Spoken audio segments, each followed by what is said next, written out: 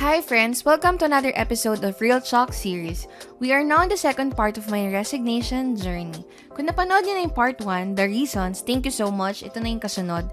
Kung hindi pa, ililink ko na lang sa description box. Baka gusto niyo makichismis kung ba't talaga ako umalis. So, lalagay ko na lang doon.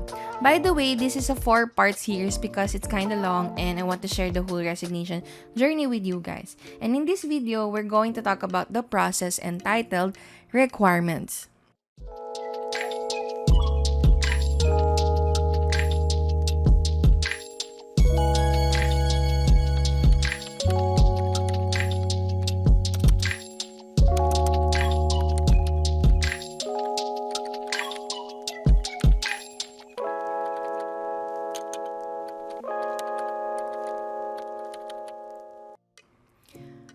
So if you're done listing your reasons, planned out what to do after resigning, and like 100% sure ka na you're about to resign, here are the next steps. Disclaimer, we are in a different division office. There might be slight differences in documents or processing.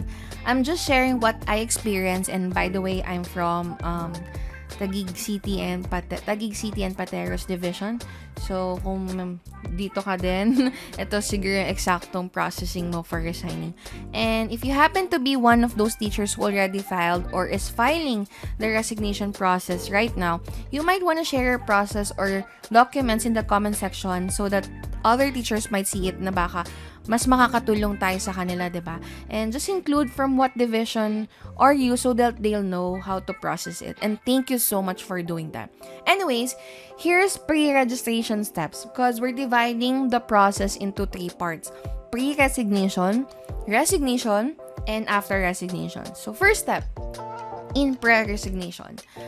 Syempre, I'm a firm believer of faith. And the first thing talaga, we need to pray because it's a long process. And I want to leave the school without any hard feelings and I don't want to be drained more just because of the process. Palis na nga na-stress ka pa. If there's one great lesson I've learned lately is that apart from God, I can do nothing. So I want to make sure I'm doing the right thing. So I really need the guidance of the Lord in doing this. Next is communicate. First, friends. Second is your immediate head or department head or head teacher or first principal. Then, really need to talk to these people. That's really the one big step on the pre-resignation. If you're like me, who got so many friends at work, I talk to my friends about my desires and intentions, and somehow, pagpapaalam na din. In this part, you might or might not do it. It depends on you because when you share your plans to other people, there's a tendency na mabilis kumalat ang balita.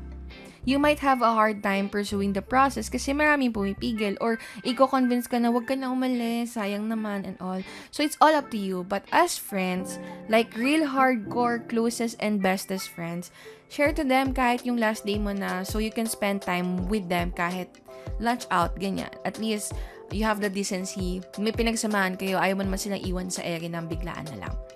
Next is drafting your resignation letter.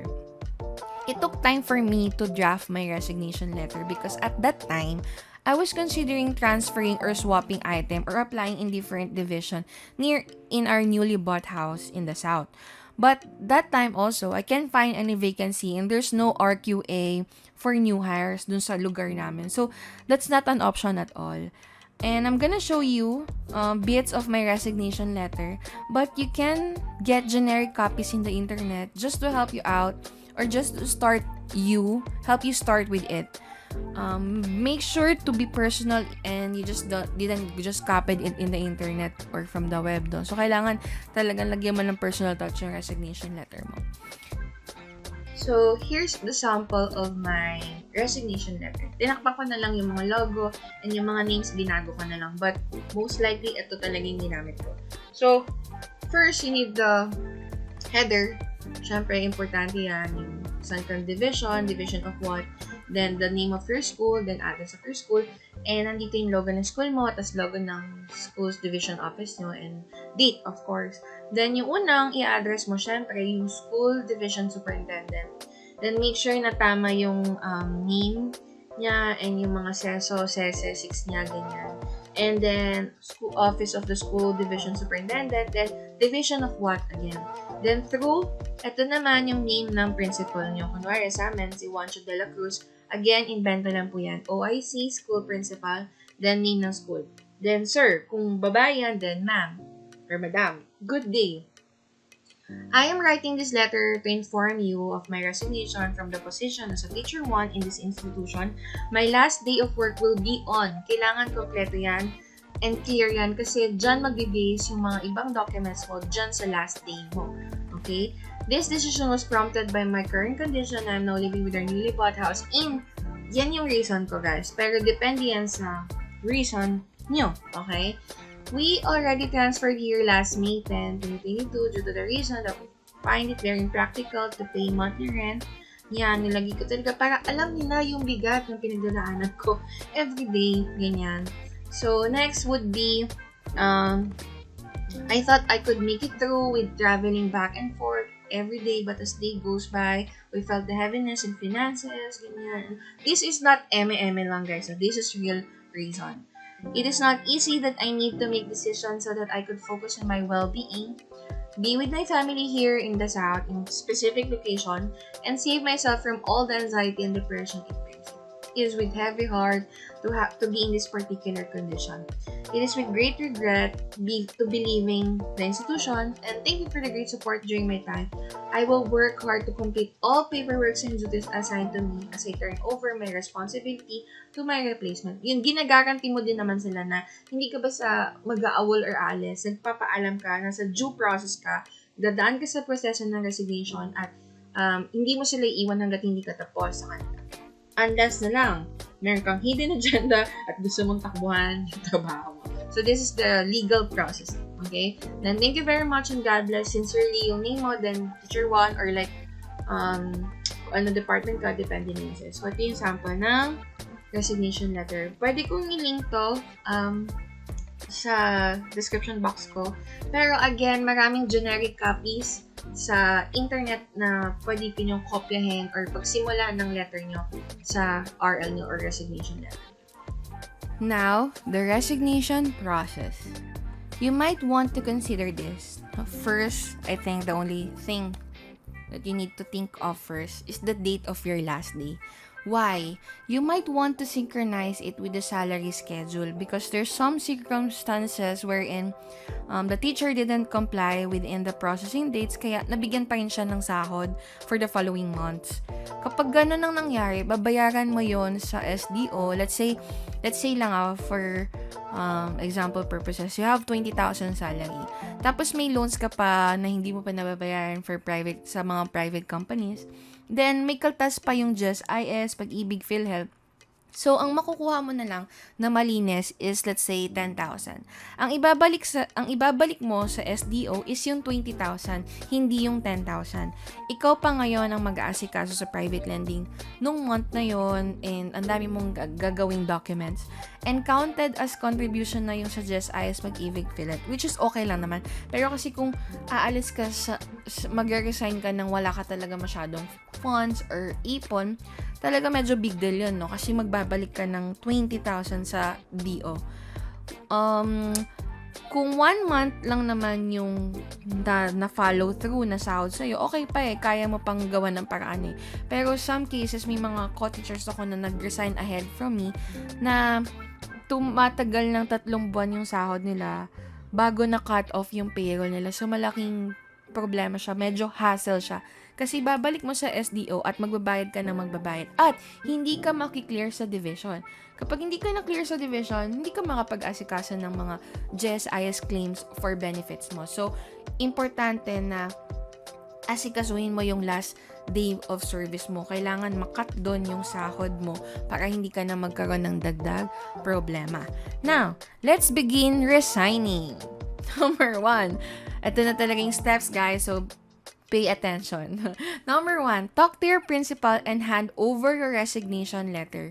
Case-to-case scenario, bigyan ko kayo ng 3 scenarios. First scenario, Have the secretary receive your resignation letter and wait for you to be called if your principal wants to talk to you. Okay? Second scenario, if your principal is available, you can directly talk to him if there's no need for an appointment kasi may mga principal na kailangan talaga ng appointment bago mo sila kausapin. Pero if you're close naman to him or her, or like hindi naman siya ganun kahirap kausapin, you can talk to her or him directly. Then hand over your resignation letter and state your case. Like, a little chit-chat won't hurt. So, pwede mo kayo mag-usap kahit saglit lang. Then, the last or third scenario, have the secretary receive your resignation letter and wait for the endorsement. No need for talking. Di naman talaga necessary or needed talaga yun. It's like for decency. Kasi syempre, parang kung corporate, sila pa rin yung immediate boss natin, diba? So, maganda pa rin na mag-usap, pero if hindi naman na kailangan, okay lang din naman po. Then, next, step number 2, when the principal got your resignation letter, he or she will make an endorsement letter to the superintendent of your school's division office. You will bring that together with other attachments. Later, we will discuss. For now, just file it in a clean folder kasi kailangan yung original copy malinis at naka-compile siya sa folder. Next, the third step. Your principal will ask the secretary or HR personnel of your school to prepare school clearance for you.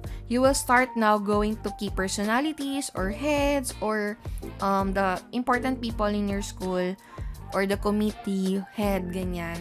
And have it sign up, yung school clearance. This time, marami nang nakakaalam na alis ka na. So, you can ask the heads na huwag ipagsabi or ganon. But we cannot guarantee na di kakalat ang balita. Just limit what you share. Alam nyo na yan. Pero if okay lang naman sa'yo na malaman ng lahat, go. Okay lang yan. Number 4, or step number 4, so if you have now the resignation letter, endorsement letter, and school clearance, tatlo yan, you can now go to the division office and submit the documents. You can ask in your SDO the full details, but for me, I need to prepare 5 original copies. Later, I'm gonna show you the list of requirements after these steps para alam nyo talaga yung kailangan i-compile. Next, number 5 or step number 5. When you're in the division office already, they will give you the division clearance. There's nothing you can do about this for now but to wait. Sila na mismo kasi talaga yung magpapaikot nung division clearance mo sa mga kinauukulan. The only thing you can do is to have it signed first by your principal bago nila ipaikot sa DO. So, yun medyo hassle sa part ko kasi nagpunta na ako ng division, tapos kinuha na nga nila yung 3 documents ko galing sa school. Tapos, binigyan nila ako ng division clearance. Sabi nila, balik ka sa school, papirmahan mo sa principal mo. So, balik na naman ako ng school namin. Tapos, balik na naman ako ng DO para ipasa yung division clearance. So, medyo hassle yun. But, wala tayong magagawa, ganun talaga. Next, number 6.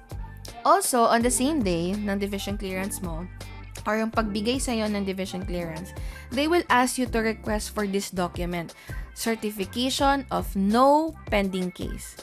For some, sa HR nyo to nire-request, but for us, nire-request to directly ng teacher via DepEd email, tas sinisend na lang sa email namin yung mismong certification of no pending case.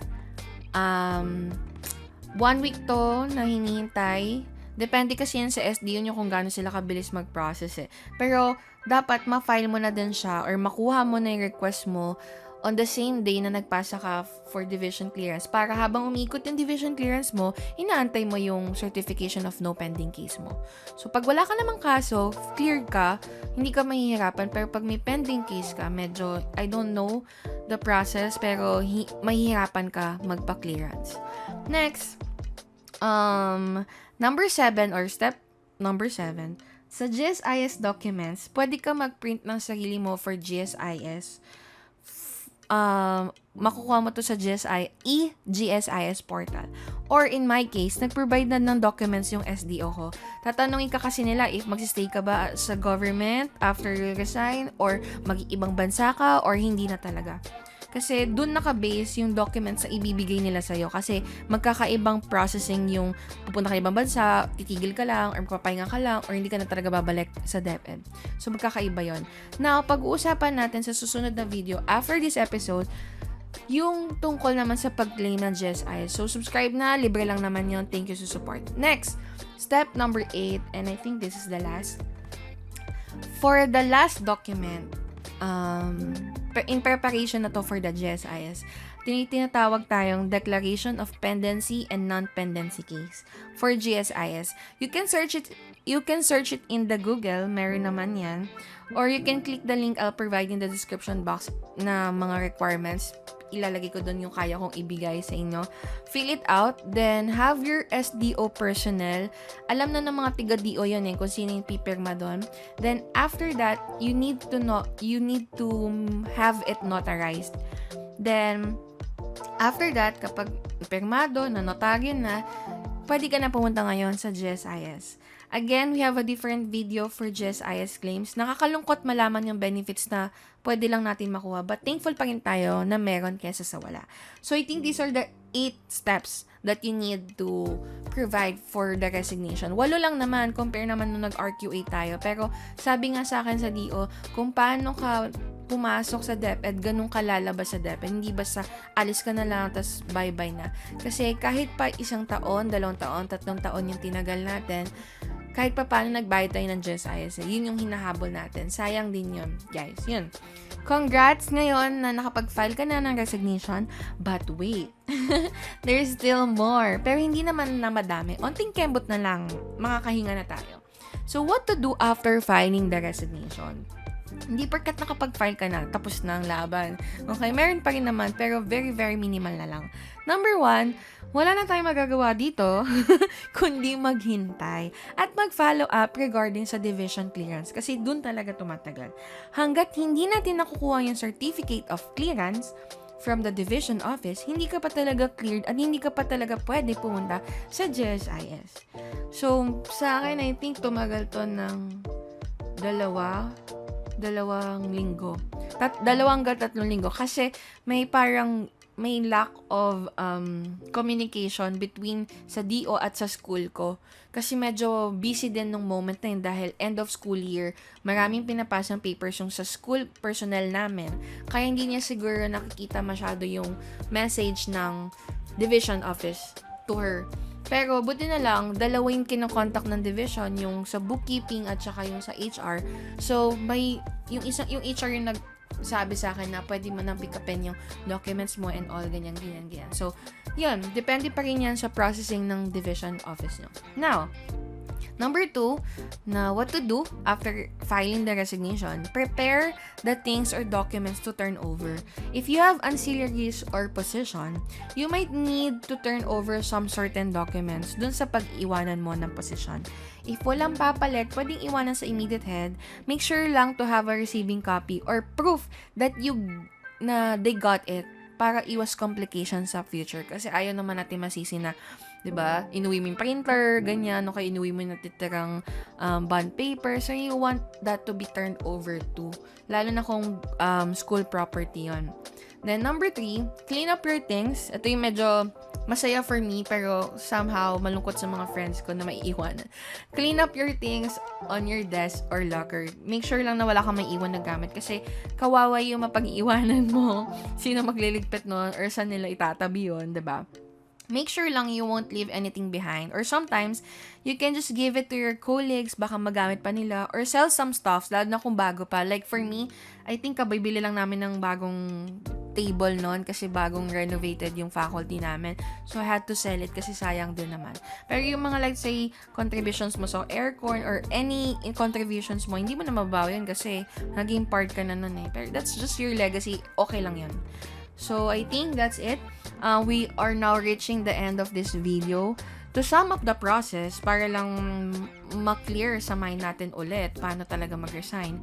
Number 1, make a resignation letter and submit it to your principal or in the principal's office. Number 2, wait for the principal's endorsement letter. Number 3, do the school clearance. Number 4, submit the documents to the SDO and wait for the division clearance.